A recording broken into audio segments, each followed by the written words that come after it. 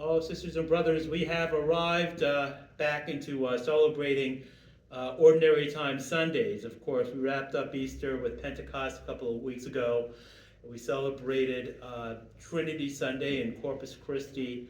We're back in Ordinary Time. We're celebrating today the 10th Sunday of Ordinary Time, but it's not just the 10th Sunday of Ordinary Time, sisters and brothers. It's the second Sunday of June. And if you have any contact in social media, sisters and brothers, you're probably spending a lot of your time on social media rolling your eyes as different people and different organizations tell you over and over and over again that the greatest thing to aspire to is pride. It's odd, of course, for us who are as Catholic Christians. We know about the 7 deadly sins and how many of the early church fathers pointed out very persuasively, at least in my opinion, how pride certainly is the most deadly of those deadly sins, those powerful vices. Vices are those that keep us from growing in the virtues.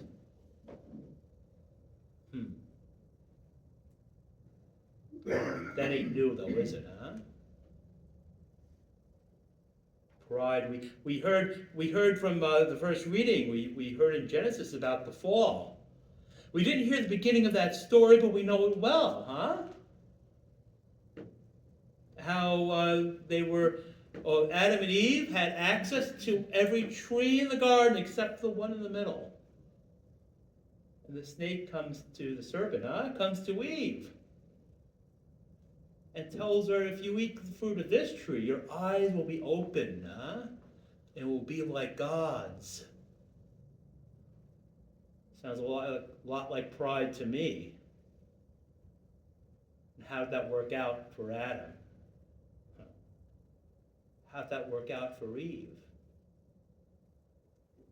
How did that work out for us? What did Adam say, I heard you in the garden, but I was afraid because I was naked, so I hid myself. God comes looking for them. How often God comes looking for us. And in our pride, in our shame, in our lack of authenticity, we hide ourselves. Eve says, the serpent tricked me into it, so I ate of it. When push comes to shove, Adam pushes the blame to Eve. Eve pushes the blame to the serpent. Pride only goes so far, sisters and brothers? We, again, live in, particularly this month, but we live in a world that tells us that pride is the thing above everything else that we should be striving for. And how's that working out? Jesus came to bring healing. Jesus comes banishing demons, banishing pride, bringing healing of both body and soul. And his relatives think, he's out of his mind. The scribes can't believe what they're seeing. It's by the prince of demons who drives out demons. And make no mistake, sisters and brothers, when we strive for holiness rather than pride, folks will, if they're not already, think we're out of our mind.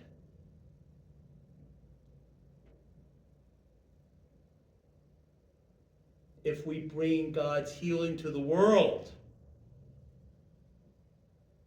rather than pride. They're going to call us evil. You're doing the work of demons. But Christ comes bringing healing and invites us to grow closer to God. Like his Father, he comes calling out after us, looking for us. In the same way he looked for Adam, in the same way he looked for Eve. And insofar, sisters and brothers, that we know we are called to go out, particularly in this month, where we are told over and over and over and over again that pride is the utmost value. We know we are called not only to witness mercy, but to ask for it. To vanquish, with God's help, only with God's help, our pride. Coming to him, especially in the sacrament of reconciliation, but also as we come to this table, asking for forgiveness, because with God is forgiveness, that he may be revered.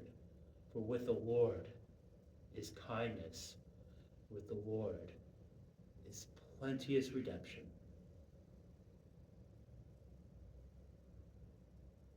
No, sisters and brothers, we are not asked to strive after pride, but we look, because we look not for what is seen, but for what is unseen. Because what is seen is transitory, and what is unseen is eternal. Sisters, brothers, we are not called to strive for pride. We are strive to do the will of God. For whoever does the will of God is Christ's brother and sister and mother. Praise be Jesus Christ, now and forever.